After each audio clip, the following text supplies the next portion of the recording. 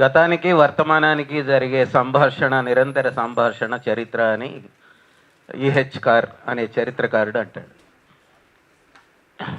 గతానికి వర్తమానానికి జరిగే నిరంతర సంభాషణే చరిత్ర అని.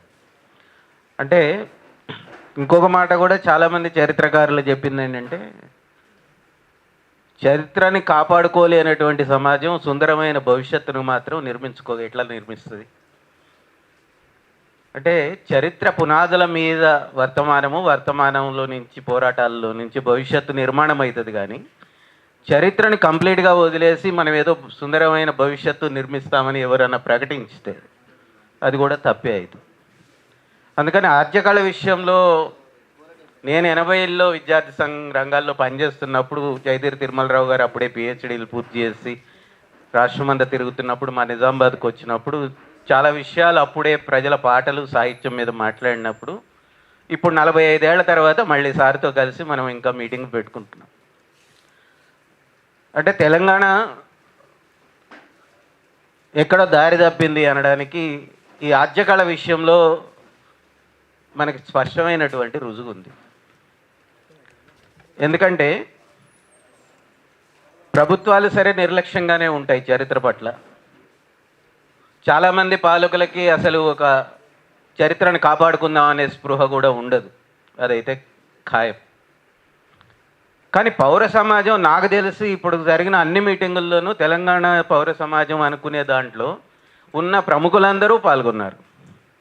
దాదాపు అందరూ చాలా స్పష్టంగా ప్రభుత్వాన్ని కోరారు, ఒక ప్లేస్ చూపించాలి, ఒక స్పష్టమైనటువంటి ప్లేసు, అది ఎగ్జిబిషన్ పెట్టడానికి, అట్లాగే ప్రజల సందర్శన కోసం ఒక సలార్జంగ్ మ్యూజియం లాంటిది, మళ్ళీ ఇంకొక మ్యూజియం ఆదివాసీలకి అనేటువంటిది చాలామంది చాలాసార్లు చాలా మీటింగుల్లో మనం మాట్లాడాం. కానీ ఇప్పుడు ప్రభుత్వము ఒక జీవో ఇష్యూ చేసింది, తెలంగాణ యూనివర్సిటీలో, ఇక్కడ తెలుగు యూనివర్సిటీలో ఒక స్థలాన్ని ఇచ్చింది. చాలా కాలంగా అక్కడ ఉన్నాయి, అక్కడ ఎగ్జిబిషన్ కూడా నడిచినప్పుడు మేము చూసాం. మళ్ళీ ఇప్పుడు నిన్న మొన్న ఒక వారం రోజులుగా అక్కడ యూనివర్సిటీ ప్రొఫెసర్లు మాట్లాడుతున్న వీడియోలు చూస్తే మన యూనివర్సిటీలు కూడా ఎంత అప్రజాస్వామికంగా తయారైనాయి అని అనిపించింది మళ్ళీ నాకు. అంటే మనం ఒక ప్రతిఘటన స్వభావం తెలంగాణలో ఉంటుందని అనుకుంటున్నాం, కానీ మనం ఎక్కడో దాన్ని పోగొట్టి ఒక ఆత్మవంచన చాలా పెద్ద ఎత్తున ప్రవేశించిందని నేను అనుకుంటున్నా ఆ వీడియోలు చూసిన తర్వాత.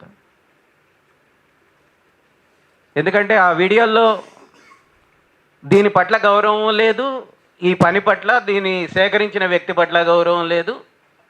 పైగా ఈ మొత్తం ఆద్యకళలో సేకరించిన వస్తువుల్ని ఇప్పుడు అక్కడ నేర్పుతున్నటువంటి వాయిద్యాలతో పోల్చి మా దగ్గర ఆల్రెడీ ఇదంతా నడుస్తుందని చెప్తున్నారు వాళ్ళు.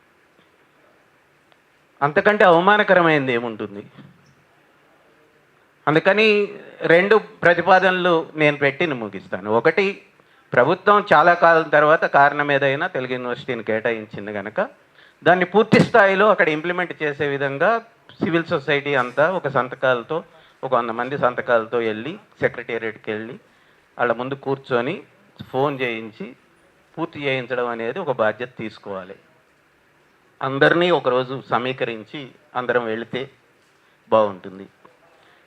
రెండవది, ఇంకొక ప్రయత్నం కూడా అదేవిధంగా వాళ్ళు అక్కడ వీడియోలు చేసుకుంటూ రిలీజ్ చేసుకుంటూ ఉండడం కంటే వెంకన్న లాంటి వాళ్ళు కానీ ఇంకెవరైనా పెద్దలు కానీ పూనుకొని, ఆ యూనివర్సిటీ ప్రొఫెసర్స్ కూడా మళ్ళీ వాళ్ళంతా అల్ట్రా లెఫ్ట్ నుంచి వచ్చిన వాళ్ళే ఇప్పుడు అక్కడ మాట్లాడుతున్న వాళ్ళు వీడియోలో, మళ్ళీ వాళ్ళు ఏమీ ఇతర భావజాలం ఉన్నవాళ్ళు ఇంకా.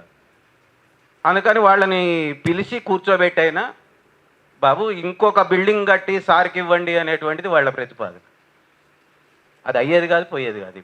ఇప్పుడున్న ప్రభుత్వాల కాలంలో ఇంకొక బిల్డింగ్ కట్టి వాళ్ళకి ఇస్తారనేటువంటిది మనం ఇప్పుడు ఆశించలేం. కాబట్టి తెలుగు యూనివర్సిటీకి ఆల్రెడీ యూనివర్సిటీ ఇచ్చారు కనుక వేరే చోట దీని మొదటి ఫ్లోర్ని కంపల్సరీగా దానికి కేటాయించి, అక్కడ కావాలంటే తెలుగు యూనివర్సిటీకి సంబంధించిన ఇంకా రూముల్లో క్లాసులు నడుపుకోవచ్చు, కావాలంటే కొత్త బిల్డింగ్ ఇక్కడే ఇంకా ఏమన్నా 4 రూములు వేయమని కూడా మనం అడగచ్చు. కానీ ఇప్పుడు కొత్త బిల్డింగ్ ఇవ్వండి, దీన్ని ఇవ్వము అనేటువంటి ఏదైతే వాదన వాళ్ళు చేస్తున్నారో వాళ్ళని కూర్చోబెట్టి మందలించాల్సినటువంటి సందర్భం కూడా అని నేను అనుకుంటున్నాను. లేకపోతే ఇక్కడ విద్యార్థులు వ్యతిరేకిస్తారు, ఉస్మానియాలో ప్రొఫెసర్స్కే క్వార్టర్స్ కేటాయిస్తే అక్కడేం ప్రొఫెసర్స్ వ్యతిరేకిస్తారు. అంటే మన యూనివర్సిటీలు ఏమైనాయి అసలు? అంటే యూనివర్సిటీల స్వభావం ఏమి? అమెరికా యూరోపుల గురించి చరిత్ర గురించి అంతా మాట్లాడతారు, కానీ అంటే ఇక్కడ చరిత్ర తెలంగాణలో కాపాడుకోవాల్సిన అవసరం వచ్చేసరికి మాత్రం ఇదేదో సొంత జాగిర్లాగానే ఎట్లా వ్యవహరిస్తారు?